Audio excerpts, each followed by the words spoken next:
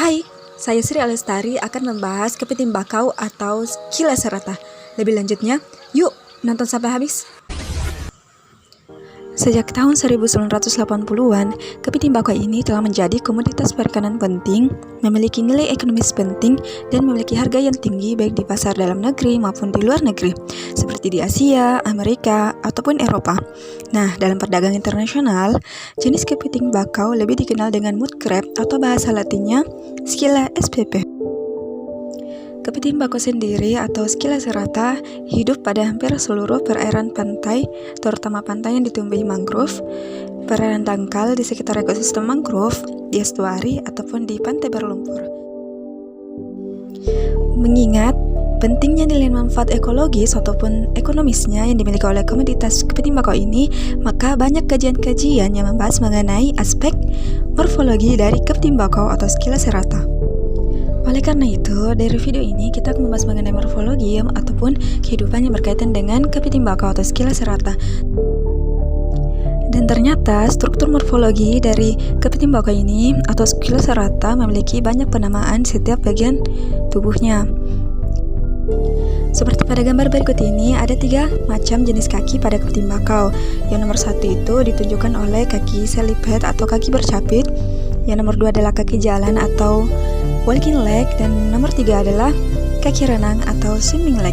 Pada selipednya ini disebut dengan capit, ini disebut dengan manus, dan ini disebut dengan karpus, sedangkan pada pangkalnya disebut dengan virus.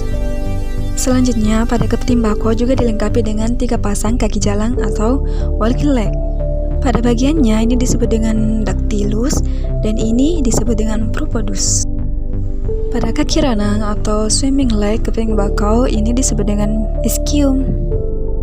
Pada di sekitar mata ada disebut dengan dahi, yaitu berupa seperti 4 gerigi yang menonjol. Pada di sekitaran mata kepiting bakau ada mata dan ada juga antena yang berfungsi untuk membantu kepiting bakau dalam mencari mangsanya. Nah, untuk yang paling besar ini teman-teman bisa menyebutnya dengan carapax. Ada banyak bagian-bagian penamaan dari carapax itu sendiri. Seperti pada gambar berikut ditunjukkan bahwa pada nomor 1 ditunjukkan oleh daerah epigastrik, yang kedua adalah daerah hati, yang ketiga adalah daerah propagastrik, yang keempat adalah daerah mesogastrik, yang kelima adalah daerah metagastrik, yang keenam adalah daerah jantung, yang ketujuh adalah usus. Nah, sedangkan pada bagian kirinya, pada nomor 8 ini disebut dengan daerah metabransial, yang ke-9 adalah daerah mesobransial, dan ke-10 yaitu daerah protobransial. Setelah mengetahui secara khusus bagian kepiting bakau, nah secara umumnya tubuh kepiting bakau ini sendiri, kepiting bakau dewasa, terbagi atas 2 bagian utama, yaitu ada bagian badan dan bagian kaki.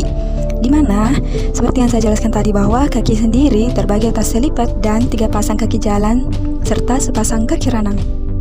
Setelah mengetahui morfologinya, nah sekarang kita akan membahas mengenai siklus hidup dari kepiting bakau atau Scylla serrata ini, yaitu meliputi 4 tahap atau stadia. Dimana yang pertama itu ada tahap larva atau soya, tahap megalopa, tahap kepiting muda atau juvenil, dan tahap kepiting dewasa. Pada stadia megalopa, tubuh kepiting bakau belum terbentuk secara sempurna, meskipun telah terbentuk mata, capit atau sela, serta kaki yang lengkap. Namun, tutup abdomen atau abdomen flapnya masih menyerupai ekor yang panjang dan beruas. Selain itu, pasangan kaki renang belum terbentuk sempurna karena masih menyerupai kaki jalan dengan ukuran yang panjang. Memasuki stadia kepiting muda atau juvenil, tubuh kepiting bakau mulai terbentuk sempurna, di mana tutup abdomen telah melipat ke arah belakang atau ventral tubuh, sedangkan ruas terakhir pasangan kaki renang mulai pendek dan memipih. Meskipun demikian, tubuh masih berbentuk bulat dengan bagian-bagian tubuh yang tidak proporsional. Hal ini terlihat pada bentuk mata yang membesar dengan tangkai yang pendek, sehingga memberikan kesan melekat pada tubuh. Selanjutnya akan dibahas mengenai perbedaan antara kepiting bakau jantan dan betina. Pada kepiting jantan terlihat bahwa abdomennya itu berbentuk segitiga memanjang, sedangkan pada betina itu cenderung lebih melebar. Ukuran dan bentuk dari abdomen serta ruas-ruas pada tutup abdomen merupakan salah satu faktor pembeda jenis kelamin kepiting bakau. Bentuk tutup abdomen juga merupakan faktor pembeda dalam identifikasi dewasa kelamin dan tingkat kematangan gonad pada kepiting bakau betina.